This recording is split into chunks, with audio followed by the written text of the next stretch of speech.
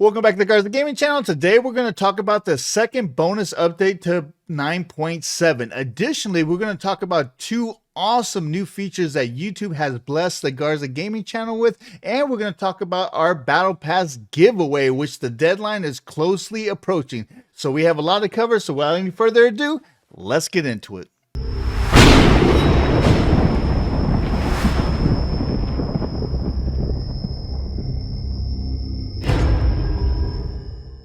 So here we go with the second 9.7 bonus update. But before we get into this information, I wanted to bring your attention to two awesome features that YouTube has blessed the Garza Gaming Channel with, right? So the first one is memberships. For all y'all that are very familiar with Twitch, Twitch has paid subscriptions, paid subs, right? And gifted subs. For y'all that didn't know, YouTube now has pretty much the same feature, but instead of subs and gifted subs, they're called memberships and gifted memberships. Now, it's very important that you understand this because unlike Twitch, where gifted subs are automatic, you have to actually opt into each channel to receive gifted subs or gifted memberships, right? So this is how you do it. So say you want to actually become a paid member, a Grim Reaper with our channel or to support us, right? You just hit join right there, and then you can just click on there and you get all these nice benefits here and get these nice cool little tag or badges that show up anytime you comment or you talk in our streams, right?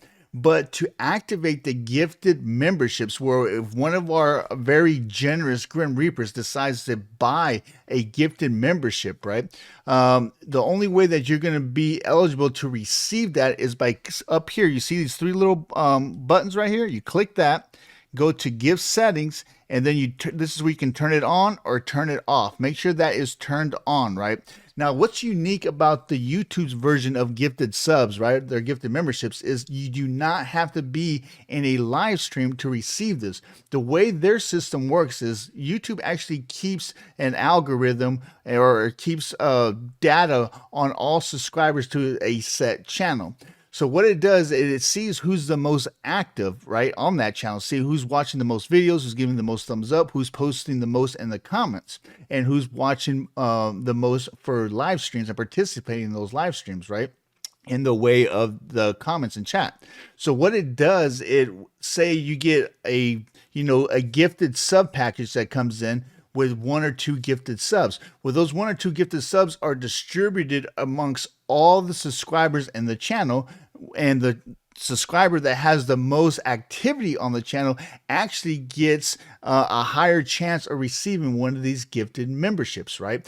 But you have to opt in. Again, if you're not opt in, if you don't have, yes, I'd like to receive gifted memberships from that channel, you won't even be considered to receive this awesome free membership, right? So make sure that you do that.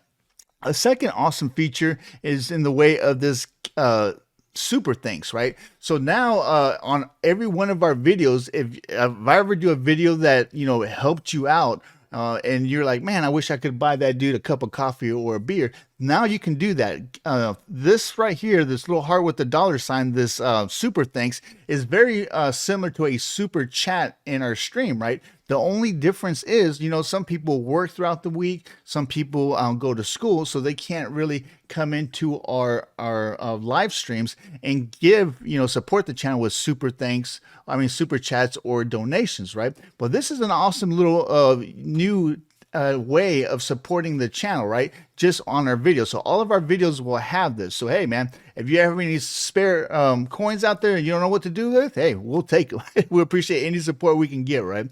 Another thing I want to bring your attention to is the Zodiac Battle Pass giveaway. So August 8th is going to be the cutoff to participate in this giveaway, right? Now, this is our service video that came out on Sunday. As you can see, the service video, this is where you're going to find the link to submit your codes that you found in the Artemis Discordia, and the Cerberus video. Remember, in order to register to win, you're going to have codes. You have to write down the codes that you can find that are hidden in each video, right? So Artemis has a hidden code, Discordia has a hidden code, and then the Cerberus video has a hidden code.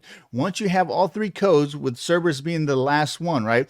You come to the Cerberus video, go into the description, and click on that link, and it'll take you to our website where you can fill out your Smite in-game name, your YouTube name, some way to contacting you to give you the battle pass code, right? Because it's going to come in the form of a code. So it doesn't matter if you're on console or PC, you should be able to use it, right? And then underneath that, you have to put in, Artemis video 1, what was the code? Discordia video 2, what was the code? Cerberus video 3, that was the code. And is that simple, right? So yeah, and then next Tuesday, so August was it 9th, I believe is the upcoming Tuesday. That's where we're going to actually do our drawing and see who won the battle pass live on our stream at 11:30 Eastern Standard Time in the morning. All right, so let's get on with the 9.7 bonus update number 2, right? So the very first thing and the most anticipated thing of this bonus update is this Glub Glub Geb for me, man. This skin looks so hilarious. Hopefully it comes in at a very discounted gem cost so I can pick that up, man, because it just is funny. Okay, so the very first thing on the chopping block here is going to be these earrings, right? The funny thing about it, though, you're going to get one buff and one nerf in the way of the passes or the what these things do for you. So the first one is the Griffin wing earrings. So the Griffin wing earrings, they actually buffed this, right?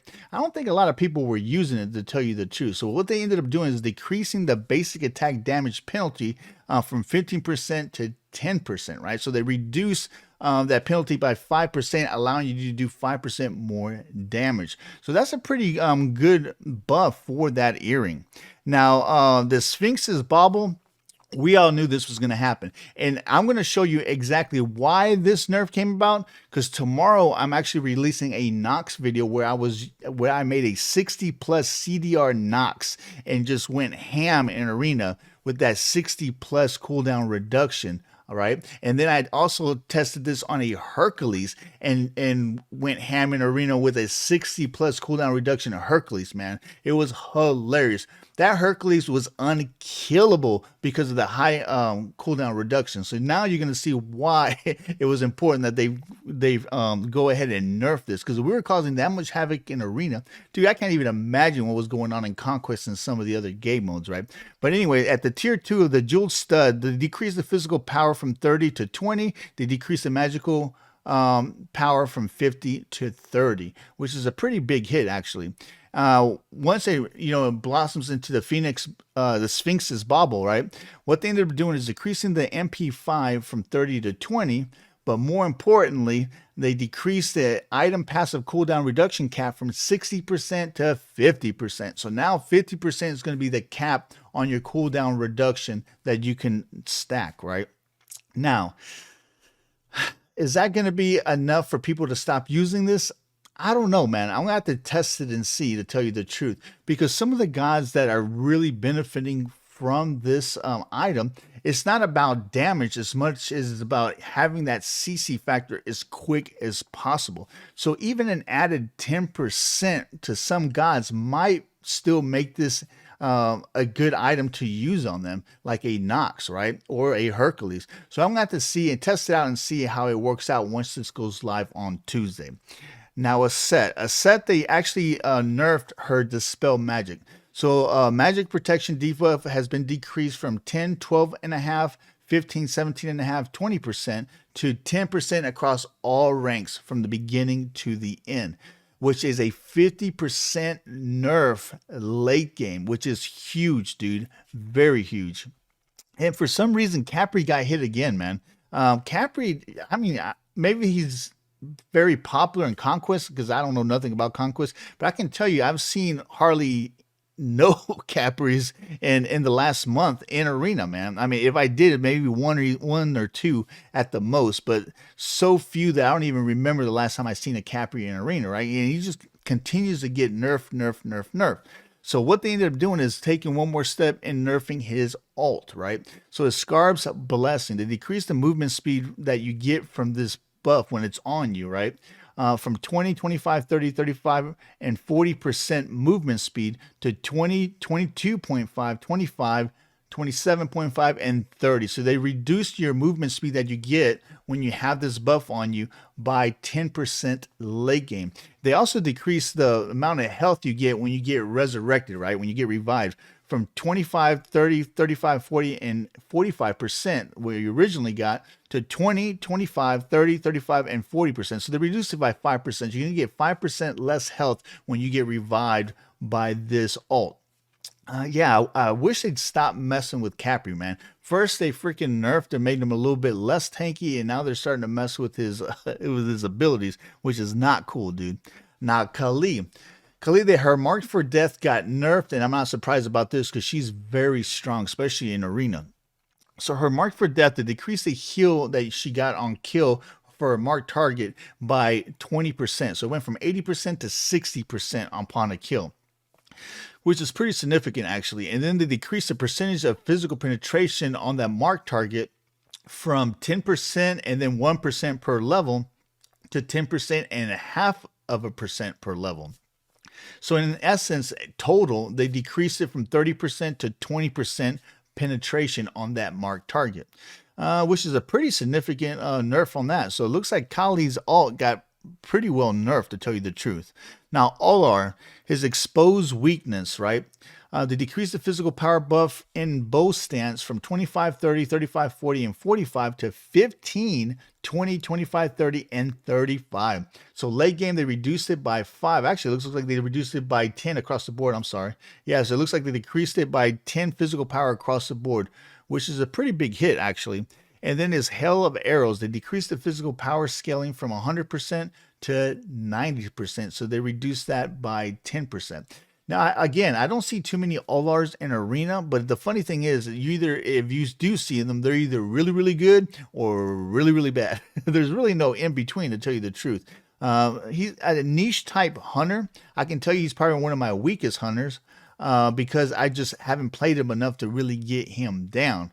But yeah, I can see that this is definitely going to make him a lot less desirable if they keep on nerfing him. You know, that's one of the benefits or the bonuses to learning this god, is that he was pretty powerful, but it's not really going to entice anybody to learn this very difficult to use god if they just make him too weak to even want to learn, right? So Poseidon, they decreased his trident. So they nerfed his movement speed. So decrease his movement speed buff from 10, 15, 20, 25, and 30% to 10, 12.5, 15, 17.5, and 20%. So you got a 10% movement speed nerf late game for Poseidon. But yeah, man, that's pretty much everything for the 9.7 update number 2. That should be going live August 9th, so next Tuesday. So this should be pretty interesting, man.